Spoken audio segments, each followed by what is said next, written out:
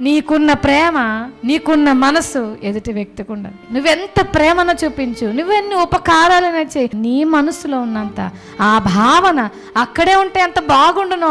యోసేపుకున్న మనసు వాళ్ళ అన్నలకి లేదు.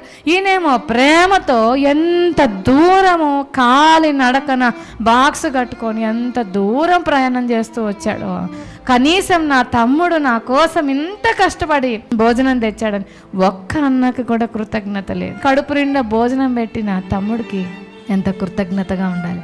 కలలు కనేవాడు వస్తున్నాడు రా, వాడి కలలన్నీ నిర్వీర్యం చేద్దాం. చూడండి, ఒకే ఇంటి బిడ్డలండి వీళ్ళు. కపటం లేని మనసుతో అన్నల ఆకలి తీర్చడానికి తమ్ముడు వస్తుంటే తమ్ముడు ప్రాణం తీయడానికి అన్నలు చూస్తున్నారు. అందరూ కలిసి కొట్టి గుంటలో పడేశారు.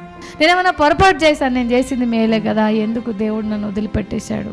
మనుషులు నిన్ను విడిచిపెడితే దేవుడు ఆ పరిస్థితిని ఉపయోగించుకొని నిన్ను తన రూపంలోకి మార్చుకుంటాడు. హల్లెలూయా.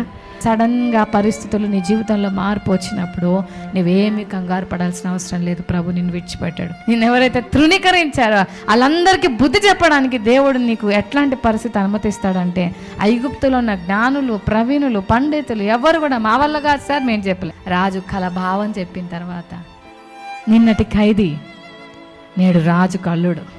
ఈ సెలవు లేకుండా ఐగుప్తులో ఒక్కడు కూడా చెయ్యెత్తడానికి వీల్లేదు.